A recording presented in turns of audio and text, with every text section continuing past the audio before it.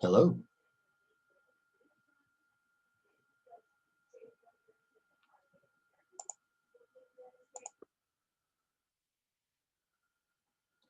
Hello.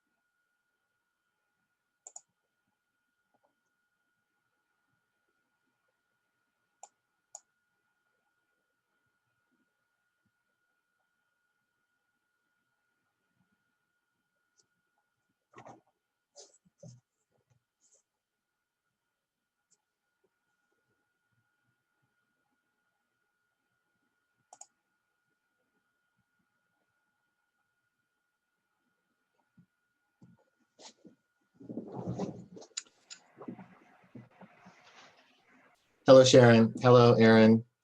How's it going? All Hey, is Tony. good. Doing pretty well, thanks.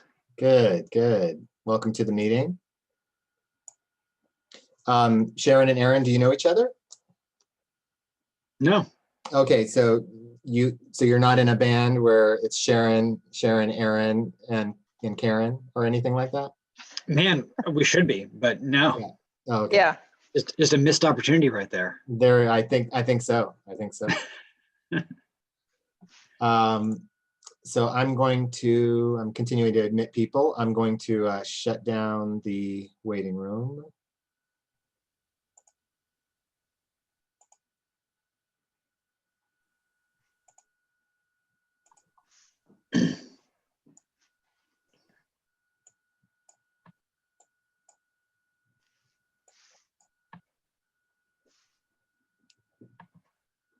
Hello, everyone, and welcome to the meeting.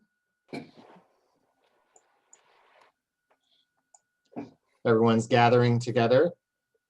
huddling around the fire. So thank you for making time to meet with us.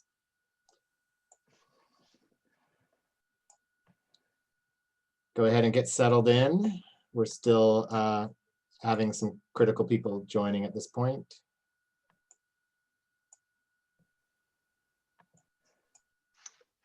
So Tony, when you say they're critical people, are they going to be critical of things that we say, or are they just important? Just kidding. No, they're people who criticize every single thing we say. So it's important for them to be here so that they also take notes. So they're taking notes while they're marking everything with asterisks to qualify what we're saying. Because no, they're critical. Exactly. I mentioned that because I'm kind of soft shoeing a couple minutes waiting for Wynn to join, who's the co-lead for this subcommittee. That's one person I'm thinking of.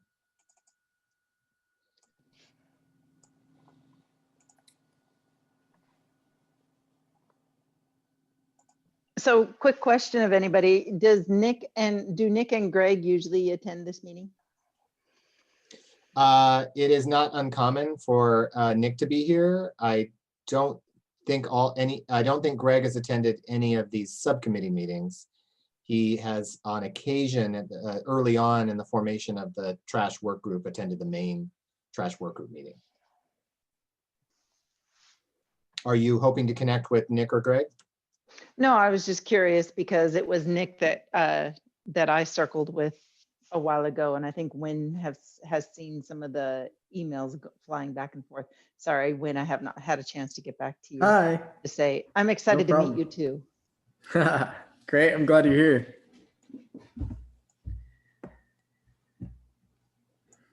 All right, good to see you, Wynn. See you too, Tony. Looks like we have a few people here on board, about 8 participants. Normally we have about that much, maybe 10. Yeah, cool. Want to get started? Do our go around? Sure. Start typing up the notes. I can share my screen actually so that everybody can see the agenda. One sec. Please excuse the massive number of tabs I have open. All right, cool. So this is the agenda for today. We'll go around and everybody introduce themselves. If they have any trashy updates they'd like to share with the group, and also any additions to the agenda. We have 4 agenda items we'd like to talk about. First one is talking about the trash taxonomy paper, upcoming trash data summit and how we can help, trash AI updates, and any feedback on Dr. Novotny's presentation that was during the last meeting that we had.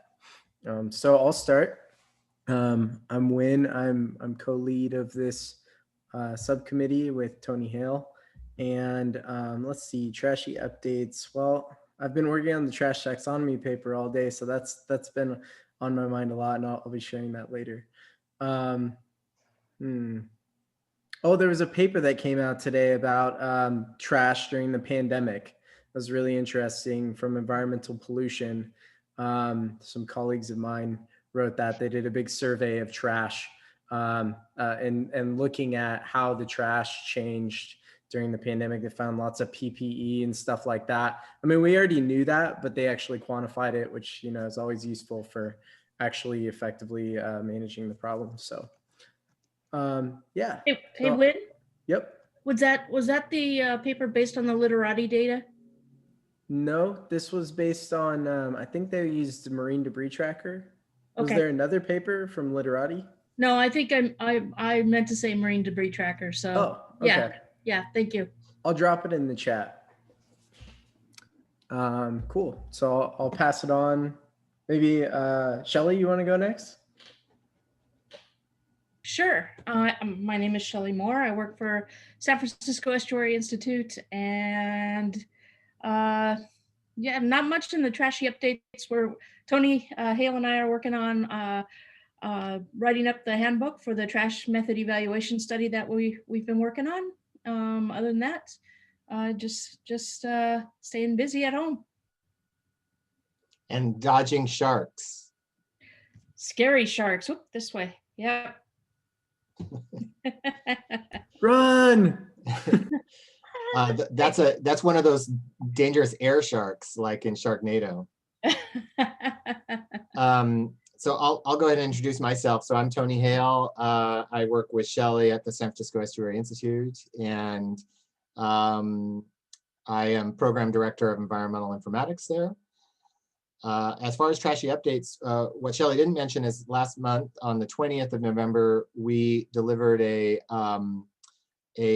training seminar to, or I should say webinar, to a number of different public health agencies, NGOs,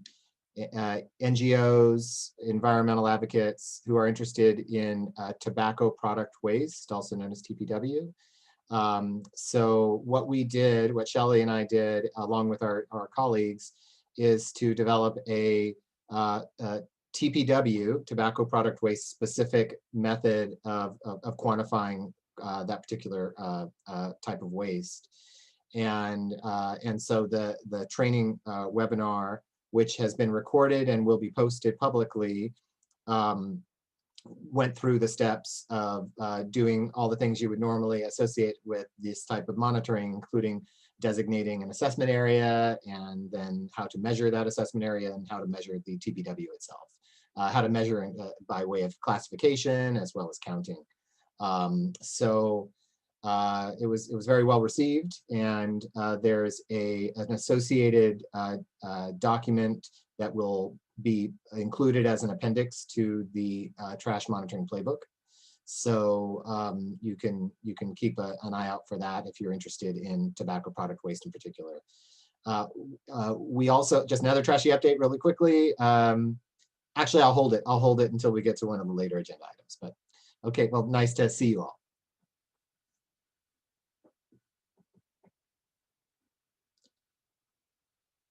I'll go ahead and we're gonna do what's called the popcorn thing, where you kind of hand it over to the next person. So I'll give my baton to Sharon. I don't know if you're on this side or this side, Sharon. This side? This side? I'm actually right below, I'm above you. So you can pass it up above the way that I've got myself tiled with you. Thank you. Okay. I grabbed the baton. Great. And then of course, after me will be Aaron. So I'm Sharon Anderson. I'm a retired annuitant working for Cal Recycle. I had a huge career prior, but what I do for Cal Recycle is I am the coordinator for the statewide illegal dumping technical advisory committee.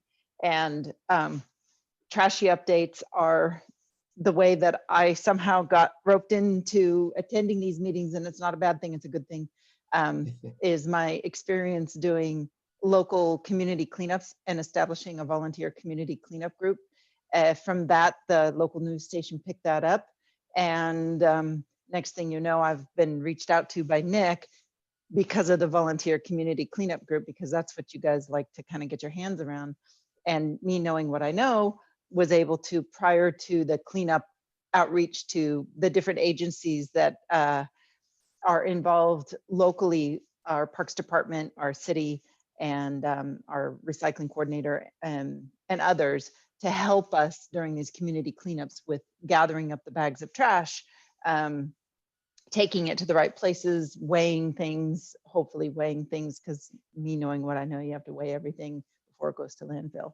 And then recycling the materials that are too big for, that aren't necessarily, that are recyclable. So put it that way. So that's been kind of cool. That's just me on the private side, but I'm working for Cal Recycle. You had touched on the COVID-19 effects on the impact on trash, and we call it illegal dumping, but we're also broaching into general measurement of trash, because we realize also, or the committee realizes also, how important community cleanups are. So how do I go back to this? My trashy update is kind of long, so let me just figure out a way to make it really short. The observations related to COVID-19 are twofold. Initially during the pandemic, there was an increase in illegal dumping on public right-of-ways and all that, because people were home and they were cleaning out their stuff, and there were no bulky waste pickups. And so anytime anybody had to move out and the illegal haulers were, taking the move out material, they would just dump it wherever. So a lot of jurisdictions saw an increase in the illegal dumping, except for some did not see necessarily that. They saw an increase in homelessness and in homeless encampment cleanups that were necessary. So we broach into that as well.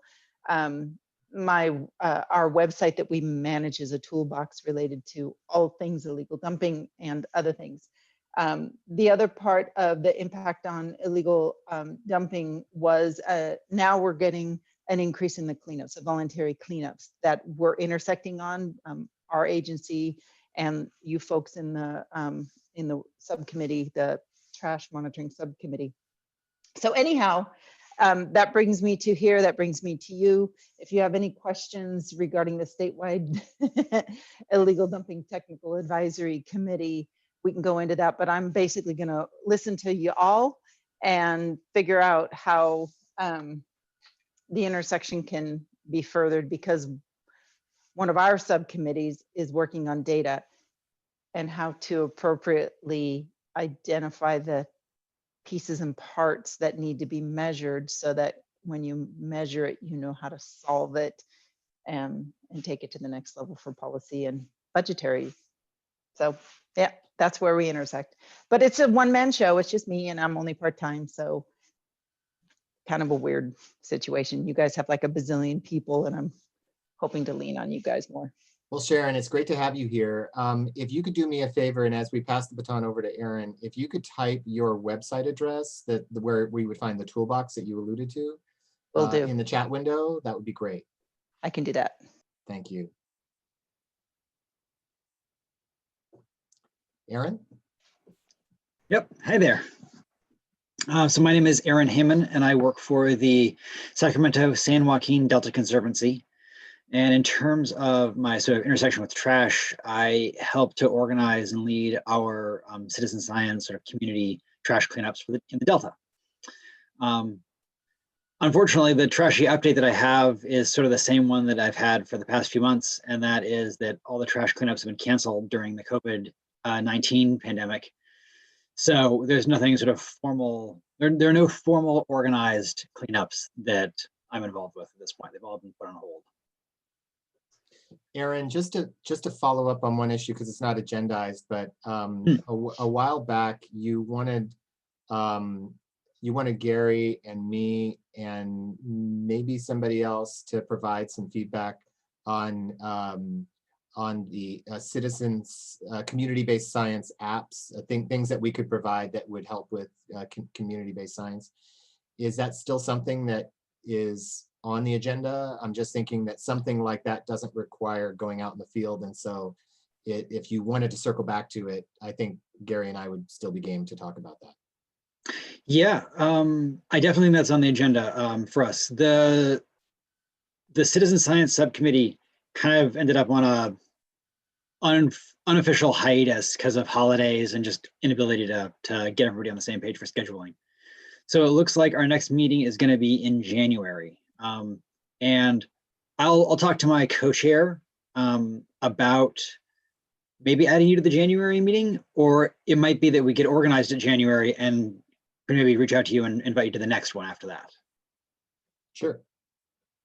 I Cool. just wanted to kind of awesome. connect that dot because that was kind of the thread left hanging. So yeah, that would be awesome. Thank you.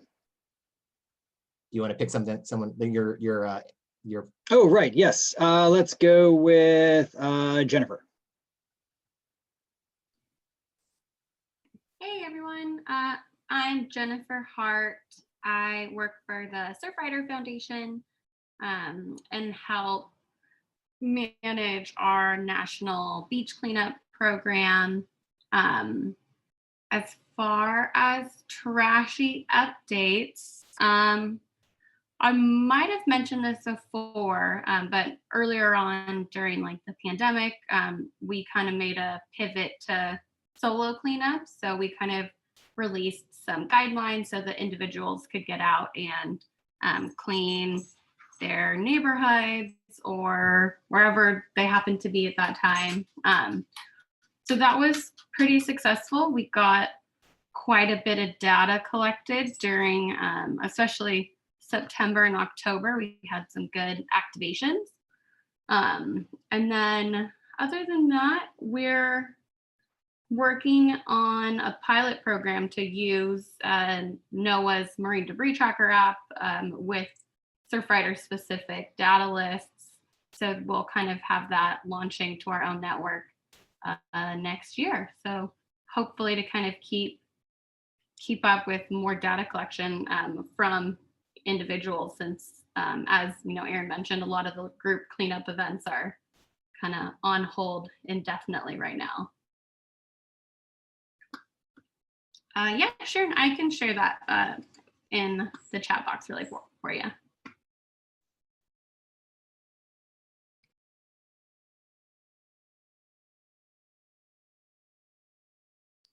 And then we can just go ahead. Whoever wants to go next. Jarma. Good afternoon. This is Jarma Bennett, and I work for the Office of Information Management and Analysis at the State Water Board. I don't have any trashy updates right now, so I will just pass it on to you, Gary. Hey guys, Gary Conley of Second Nature. We do science and build systems to help cities deal with their trash problems. I usually don't have any updates. Today I have three. One is related to what Aaron was talking about, integration of citizen science monitoring. This has kind of been a topic we keep touching on. All cities throughout California are, of course, required to do assessments in areas that they're not capturing their trash that can go into stormwater systems. We've primarily been using Esri's collector apps for people to do that, because they have some utilities where you can kind of stream observations as you're going. But we also have a citizen group like Save the Whales doing observations. They, of course, don't have access to Esri, so we built a collector 123 app. That was one of the ones we showed when we talked with you last time, Aaron. And so we've just started to build the technical infrastructure to be able to integrate those data sets that are basically points for citizen monitoring networks as they observe trashy areas throughout the city, with those data that are regularly collected by cities. So of course there's some issues to address as you put those things together.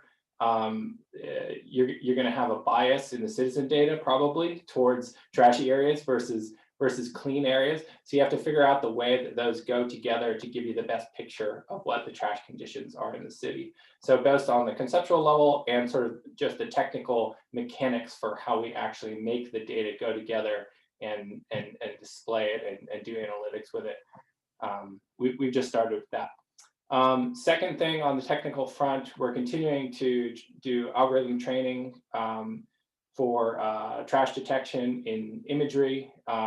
We've done some initial analysis to show degrees of correspondence, both with the level of the OVTA, the on-land visual trash assessment, sort of the protocol that a lot of the cities are using to do monitoring. So correspondence with those levels, and also measured trash volume. So on the same road segment, you drive it, take the imagery, that goes to the machine learning algorithm.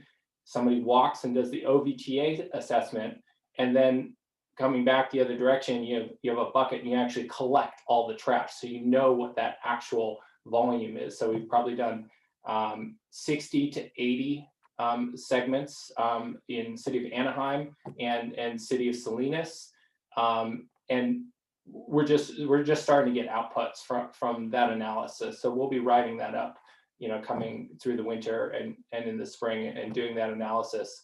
One of the training elements that just came up was the like utility covers on sidewalks. We found they actually end up. We were getting a lot of hits of those as trash. So that was one of the specific labeling features that it was just, there's a number of those things that come up, but that was one of the things that our algorithm anyway was detecting as trash pretty frequently. Third thing is, I think some folks probably already know about this trash data event being planned by State Water Board. So this is Ross Cooper, Greg Gearhart, and company. So some folks here might be involved in this planning also, I'm not sure, but we've done a couple of meetings to just get the initial logistics going for this event that will occur January 26th and that is an agenda item already. Oh, it is. Okay, I wasn't sure, Tony. Thanks. Yeah, I'll hold the rest. That's it. Casey, did Casey go? I have not gone. I'm Casey. I am the Coastal Programs Coordinator at the North Coast Environmental Center in Humboldt. I have a couple of trashy updates. We developed a new program called Trash Trackers, and that is basically our solo cleanup data collection program. And that's been going really well. Data collection through the NOAA Marine Debris Tracker app has also been going really well. We collected data on over 41,000 pieces of different pieces of trash, so that was cool. I just did a year-end review of our coastal programs in our Eco News, so I could put a link in there if you guys are interested in kind of reading more on what we do. And we are working on implementing the MD map, the NOAA MD map project into our programs as well. So doing a lot of exciting stuff. And I think Jana is the last one. Hi, everyone. Yeah, I still haven't gone yet. Jana, I'm working with Michael Baker International. We do trash compliance for both municipalities and agencies, at kind of smaller scales and larger scales as well. So just really excited to see all this stuff that's happening. Don't have any trashy updates, though I did see the draft taxonomy paper come out. So I'm looking forward to hearing more about that too in this meeting. And that's it.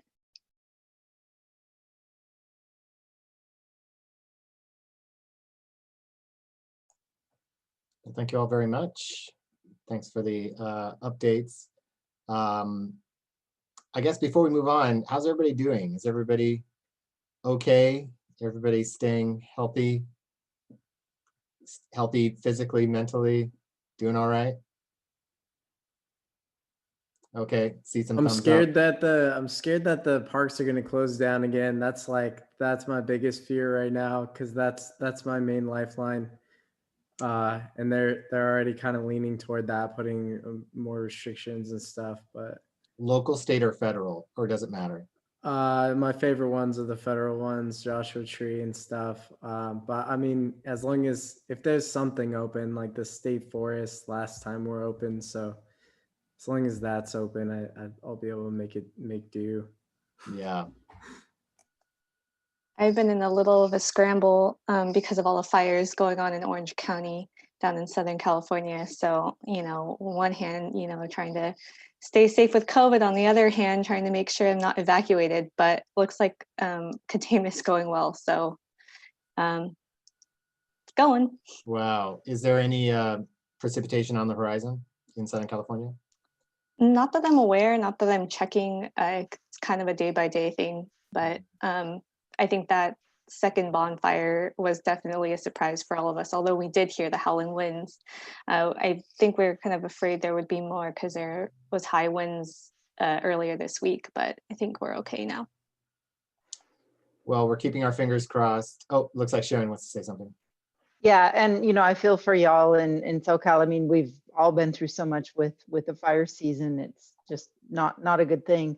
But just so everybody knows, there are little bitty loopholes that allow us to do volunteer cleanups, and it's the state and the orders allow for exercise. So what we've done in our little group is we've integrated. You can get your exercise and pick up trash at the same time.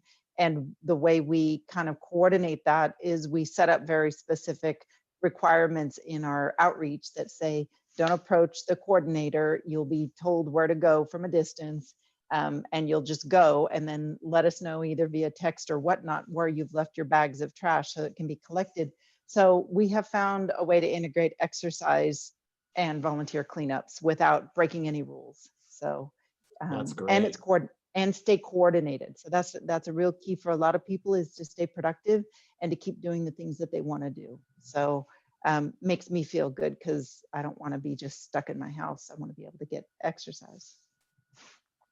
From what little I've been exposed to you, Sharon, you seem to be able to do a lot with very little. A lot of it, as we've all learned in our time on this planet, is literally to coordinate. People, they want to they're affiliative. People are affiliative. They want to belong to a group. They want to know that something's being organized, and then they participate, because we've asked through our Nextdoor app and through Facebook, go do your own. And people are like, no, just tell us where to go, where to show up. And it's amazing what we found out about psychology of participation in volunteers. Interesting. Yeah. Something to think about. So Wynn, do you want to take us into the next agenda item?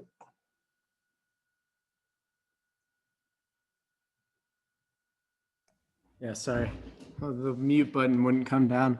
All right, yeah, I'd love to. So yeah, there's been a lot of new developments with the trash taxonomy. Honestly, it's like, feels like every day there's some new mind explosion from, one of the co-authors offers some really bright insight. Recently, one of the co-authors is an anthropologist, and he recommended we think about linguistics and how the trash taxonomy that we've developed is really a linguistic tool that's developed, like people who study linguistics work on this a lot.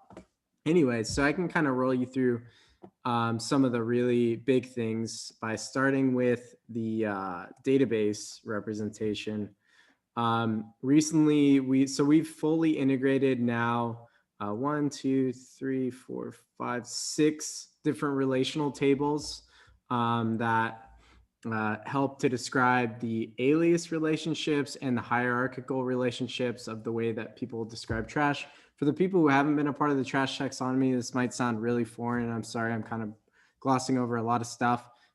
Essentially, the trash taxonomy, what we've done is we've taken 68 trash survey sheets, and we've taken the words that people use to describe trash in those survey sheets, and we've merged them together. So I'm really interested to talk to Gary actually a little bit more about the project that he's doing, because it sounds like the trash taxonomy would be really useful for that.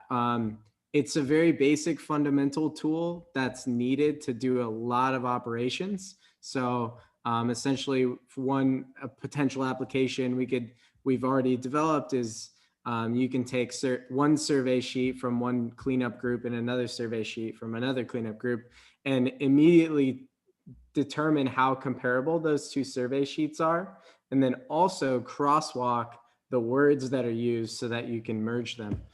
So we've developed both of those tools, and this database here that I'm showing you is basically how you do that.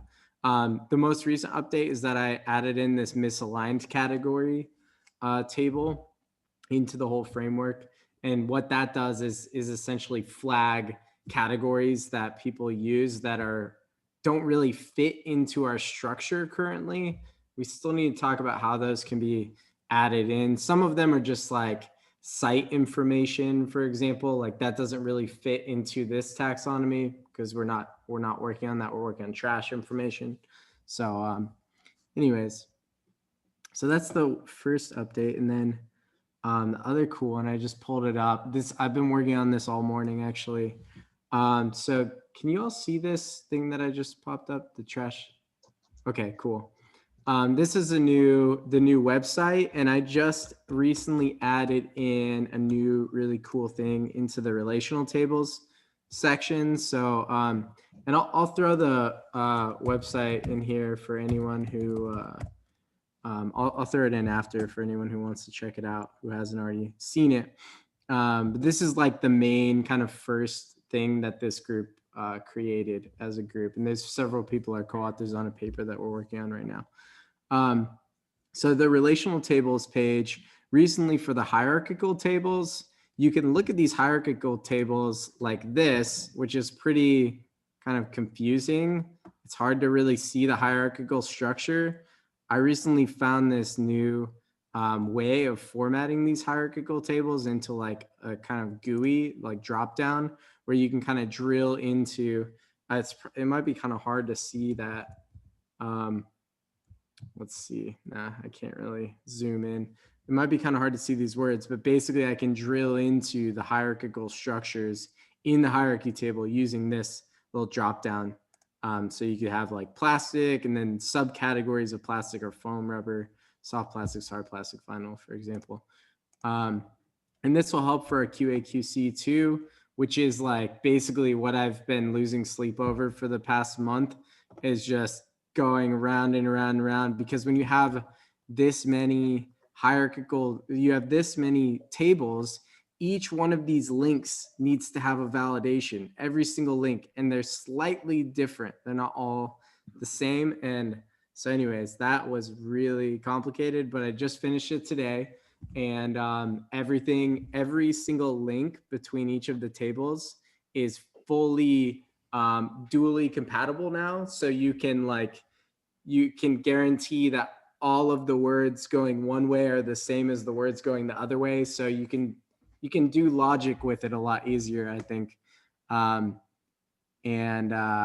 Yeah, anyways, that's a lot. Sorry. Does anybody have any questions?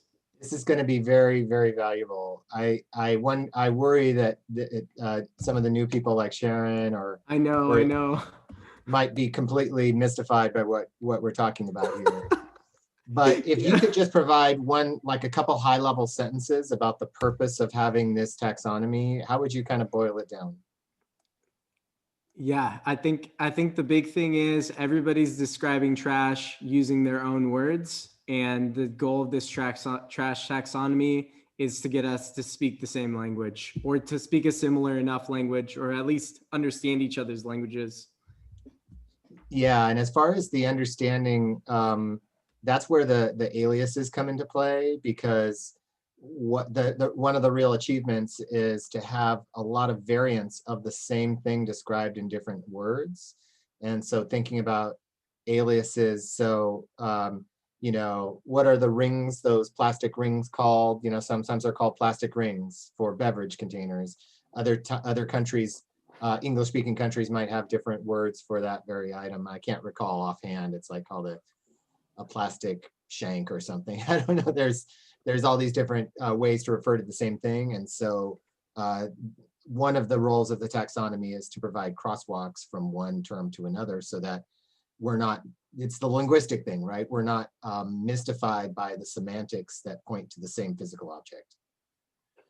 And I would just comment on the significance of being able to do this is that right now that those semantic differences between systems put up real barriers for being able to address key management questions about trash, whether or not that's how severe the problems are and where they are, what the sources of trash are. If we want to address any of those questions beyond one individual system, we're severely inhibited from being able to do that without this type of tool to crosswalk from one system to another.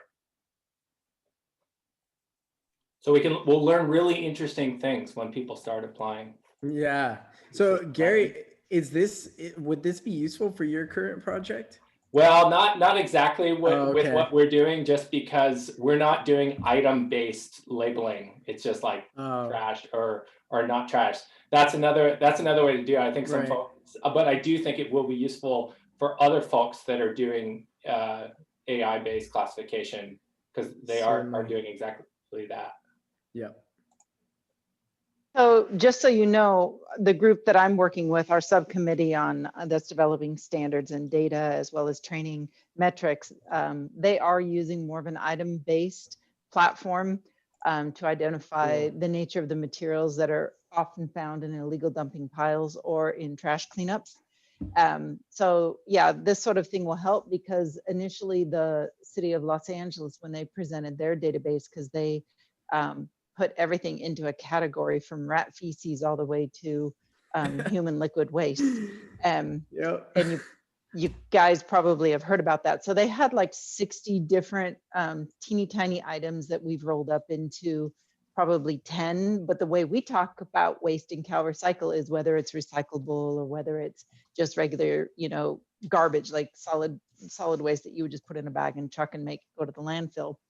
And then, metals, but then it's broken into recyclable or not. So it's kind of an interesting perception, and it'll be good to have this sort of crosswalk. And I can't wait to explain this to our subcommittee, but they don't meet again until January. So I'm trying behind the scenes to rope those folks into what I'm learning with you all. So keep sharing and I'll keep learning. Yeah. And If hopefully you'd like my us, if you'd like us to give a presentation during that or anything, let us know. If there's any resources that we can provide, or executive summaries or whatever to the group, I'd love to. Yeah, because my resource ability to bridge 4 subcommittees and the whole, and then organize our own internal, I'm just part-time. So I would appreciate any help. Yeah, let me know how we can. Yeah, thank you.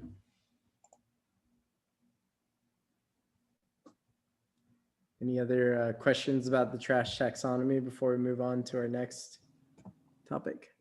Just one more kudo win. The fact that you managed to spell hierarchy correctly several times. Very impressive. Thanks. I've never actually managed that.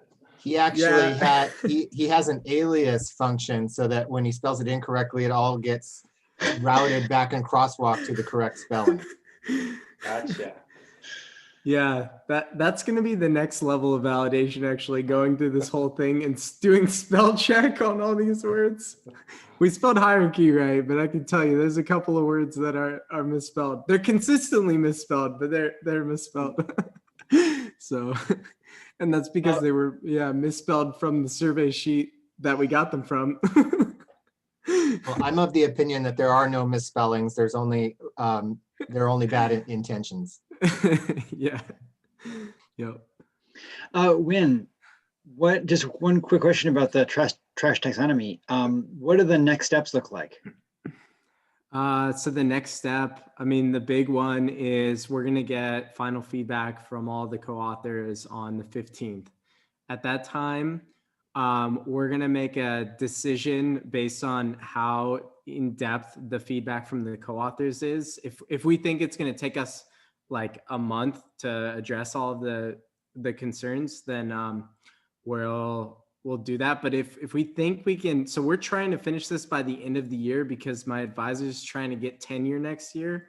And if we can get it done in the last 2 weeks of the year, we're going to be racing like mad to try to do it and scrambling and, crying for help to the co-authors in those last 2 weeks to make it happen. If it just looks like that's impossible, then we'll just throw that idea away and extend the timeline. But I know that's something that my advisor would really appreciate. So we'll try to make that happen for him if we can.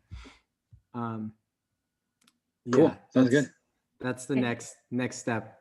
Yeah, we want to help Andy out as much as we can. Yeah, definitely. So thanks everyone for all your great input. It's been really, it's really starting to come together now, and I'm really excited about the product we've created together.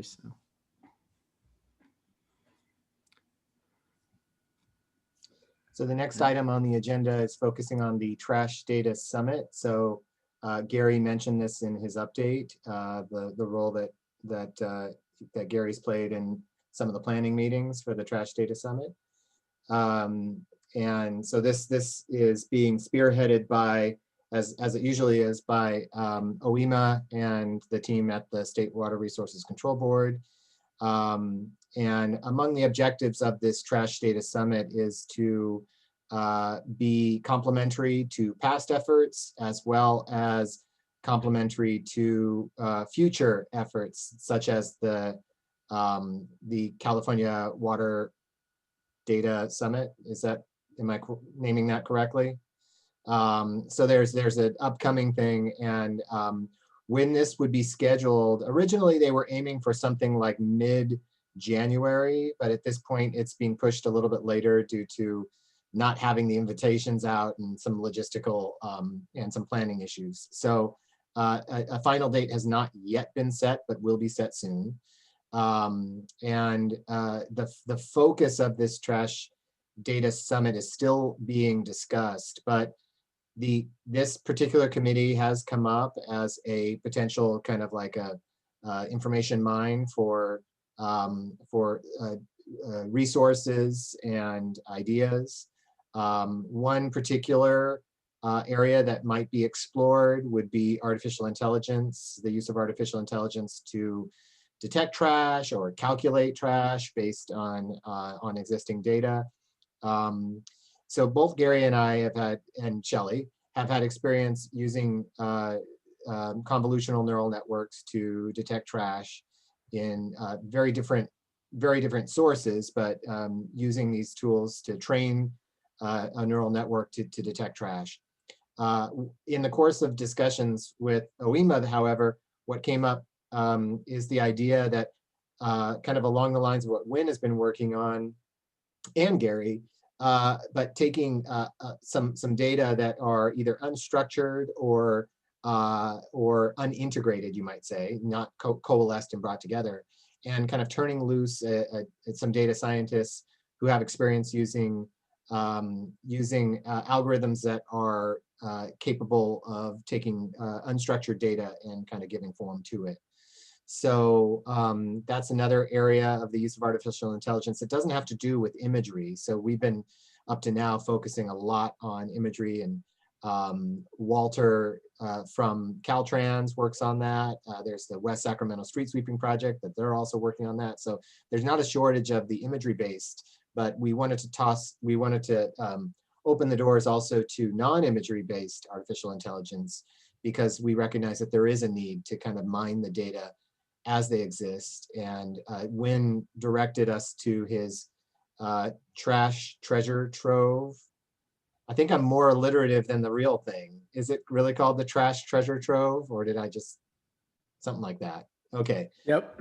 So Wynn has created a link to a repository with a number of different kind of data sets listed and tools. So so there's an opportunity to kind of make headway in analyzing these things and seeing if patterns can be detected and other things like that. So that's kind of what's up. What another baseline thing that they've discussed is they don't want people just kind of sharing concepts, not kind of giving presentations, but they want the people who are there to actually do things, to put their heads together, collaborate actively, and produce information and knowledge. So it's kind of a doing thing, but then on the other hand, we got a clarification that it's also not it's not a hackathon where they expect a lot of coding.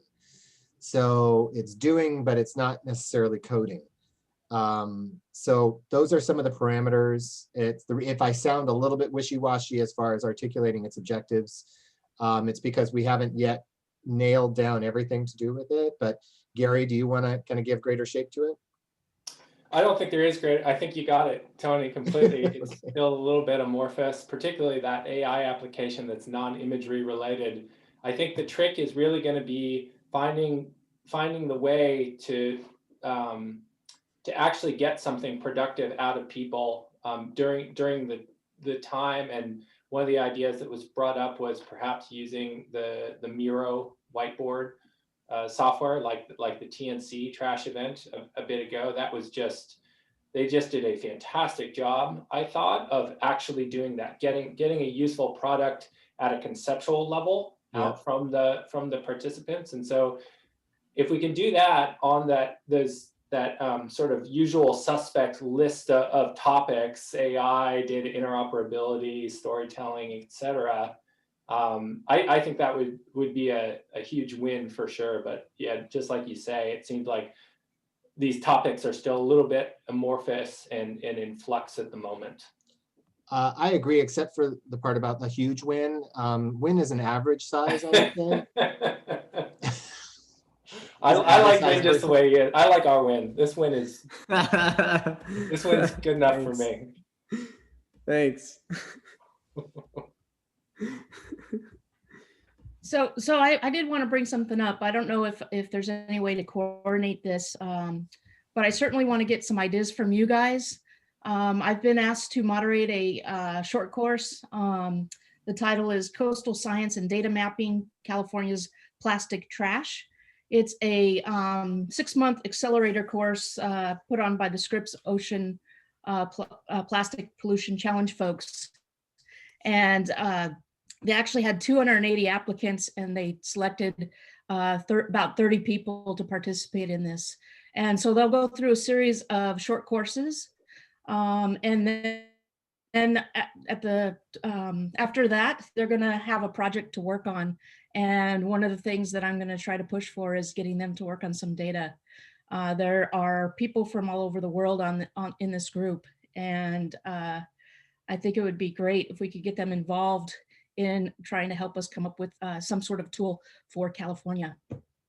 So something to think about. I'm hoping there's a way we can coordinate between this group and any of them that want to do some sort of project around data, trying to come up with plastic pollution solutions for California. Shelly, can you say a little bit more about what is the duration of the course? Like, is it, how long is it going to be? Yeah, so it's a 6-month course. 6 months. It starts in January. Yeah, it starts in January. And so they've got a number of, I think like maybe six folks that are moderating sessions in different areas. We've got social areas and we've got the data. And each one of them will be presenting and trying to get them interested in solving a problem. I think this is fantastic, and I could see the channeling people into this to be a great output.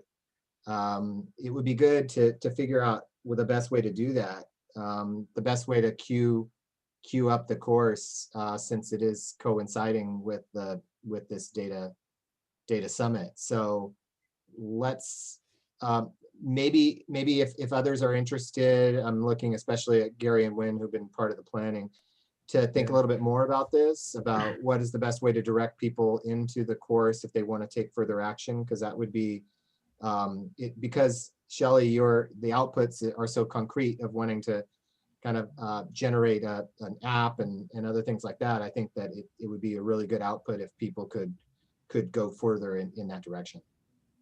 Yeah, absolutely. And I think I think I would go the short course that I would moderate would go right before the hackathon Cool. for you guys. And that might be a good opportunity to get those folks to participate in that. Yeah, okay, great. Yeah, that would be great. I know that we had proposed that to Ross to reach out to them, but I don't know if he actually did, or if we should. That's right. You did mention that, Wynn. To the folks putting this on? Yeah. I don't know if we should reach out to the higher ups and have them kind of on board with maybe even having that be like one of their seminars. I don't know how flexible their seminar series is or their timeline, but Yeah, so I can take care of that, Wynn. oh, cool. All right, Yeah. thank you. Mm-hmm. So Great. maybe we could, one concrete thing to come out of today would be just kind of soliciting whether any of you have an interest in participating in the data summit that would happen kind of towards the end of January. At the latest, it would be the beginning of February. The interest you might have is in if you have, let's say, data that you need to make sense of, or you know that there are data that may be represented in the treasure trove that I think was shared by Jarma in the chat. So you want to kind of leverage existing data or make sure that the data that you're producing are as interoperable as possible. So Gary threw out the term interoperable because that's been a focus also of ways that we can help to add greater value to the data that are already being collected. So if you have any of those needs, then I think you'd have a vested interest in participating in this. Even if maybe you don't have time to join Shelly's accelerator course, you'd still be welcome in the summit. Though I do encourage you to take whatever course Shelly's leading. That's always a good thing.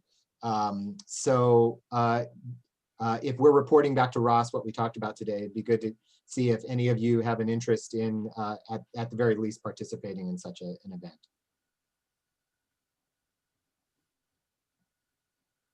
I'm definitely interested. Great.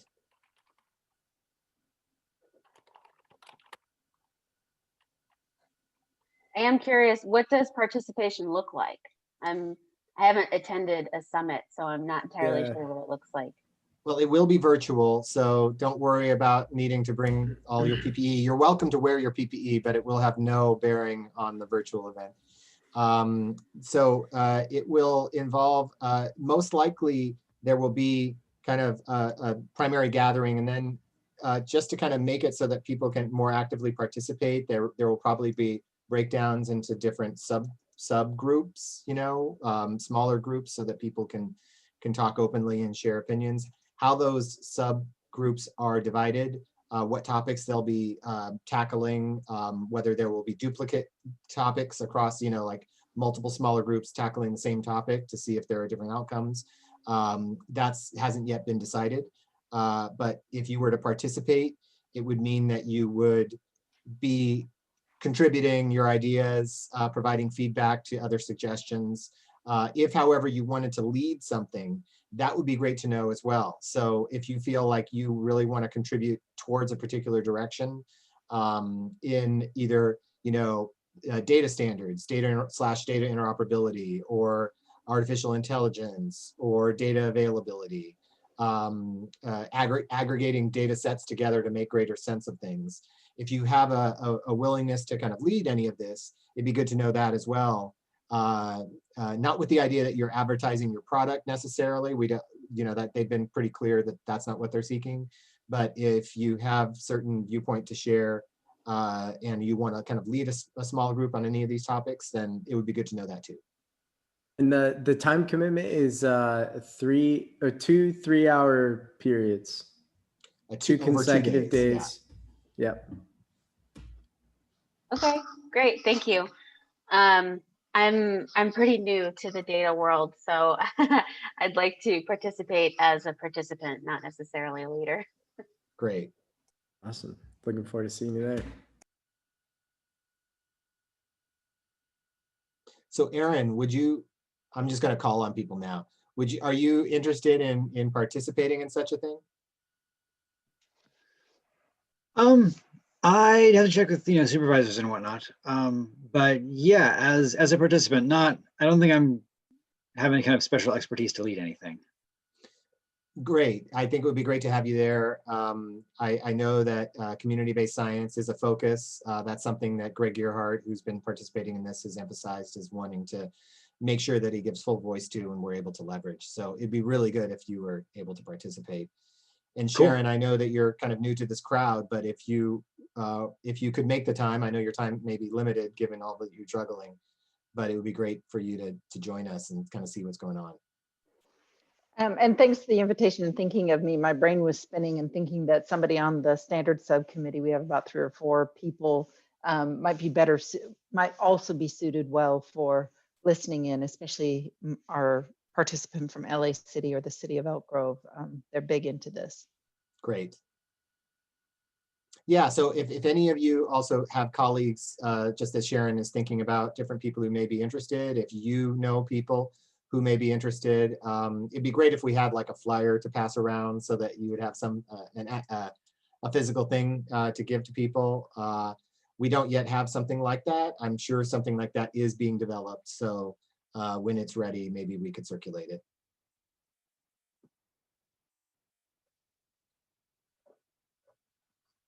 All right. Anything more that anyone wanted to share about the proposed data summit?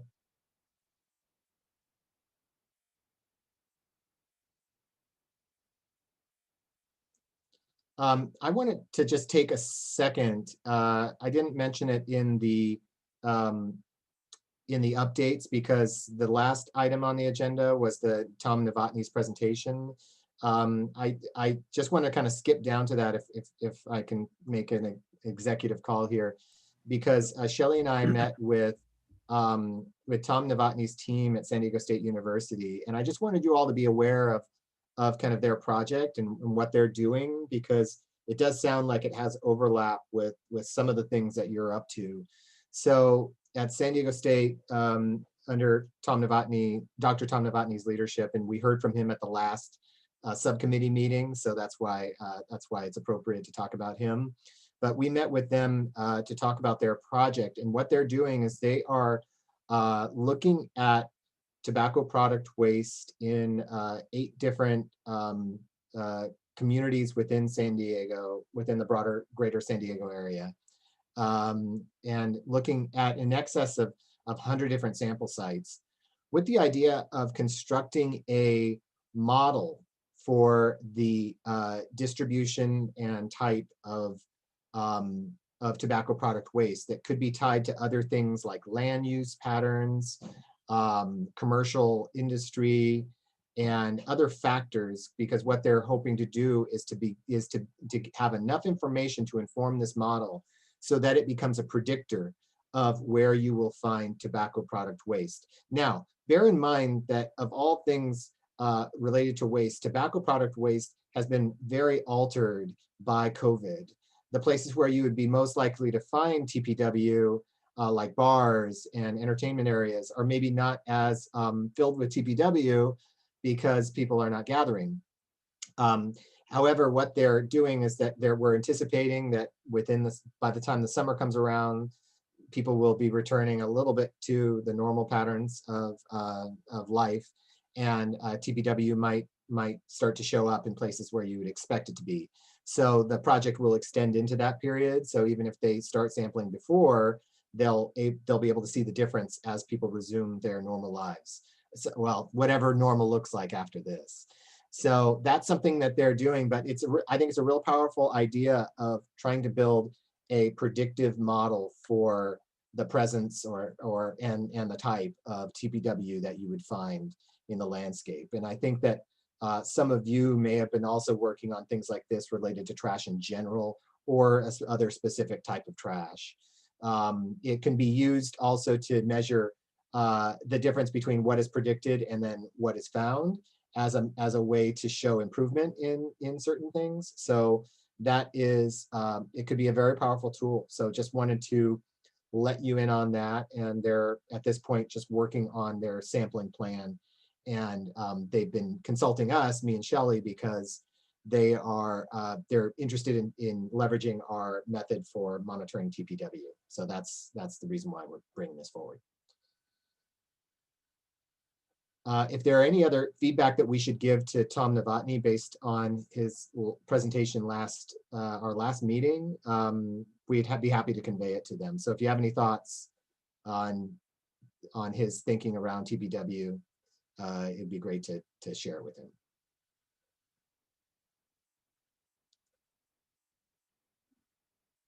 Well, hearing none, and I'm rushing it just because we only have 1 minute left. Yeah.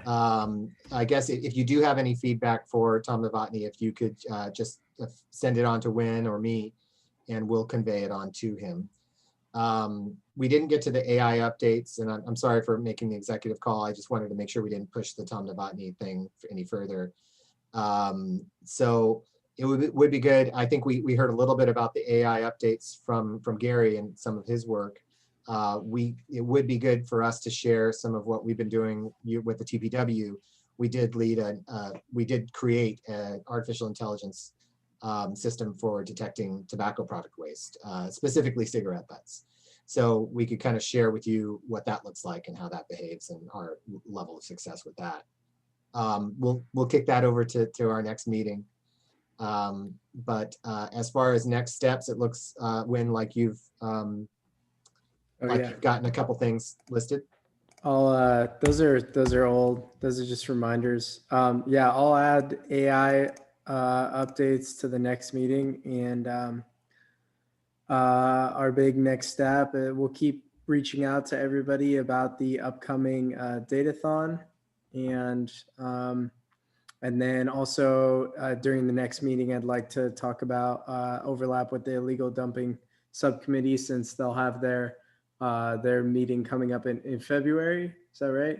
So that'll be our next meeting will be our last opportunity to have a full discussion with the group about that. So, okay, great. Thank you. It's been a fun time. Always love these meetings. Yeah. Thank you, guys. Thanks so much. Hey, Tony. Yeah, Shelly. Is there any way you can add me as a co-host so that Wynn and I can stay online? Oh yeah, I'll pass the baton over to you. Thank you. All right.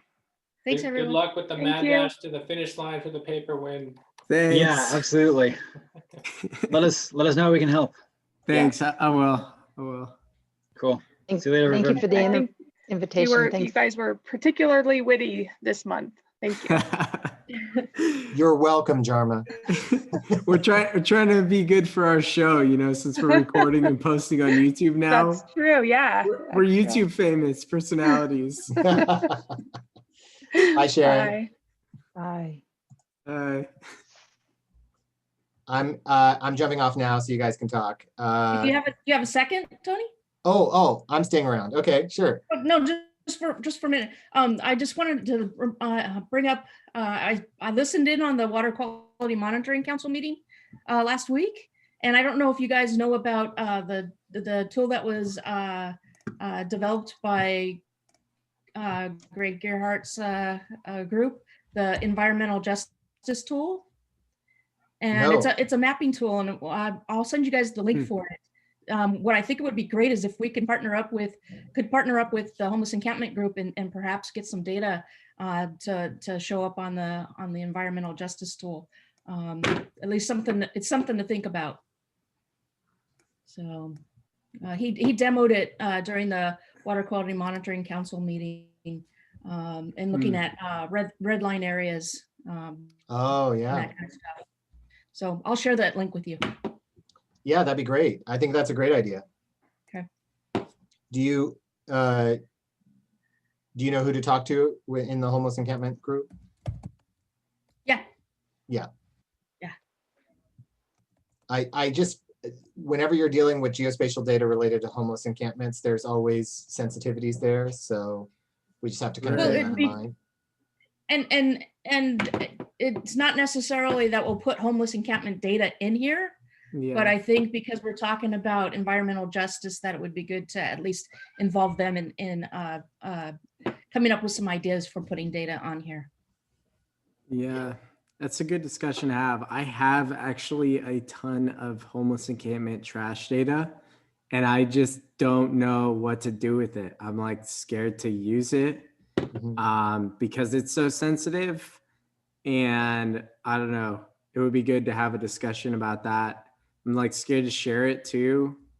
Usually I'm like really big into open access sharing and stuff, but that's one of those data sets when people who know that I have it, like OPC has been reaching out to me a lot. They've been really asking for that. And so it's not in the treasure trove. No, it's not in the treasure trove. I just don't know. I got it from the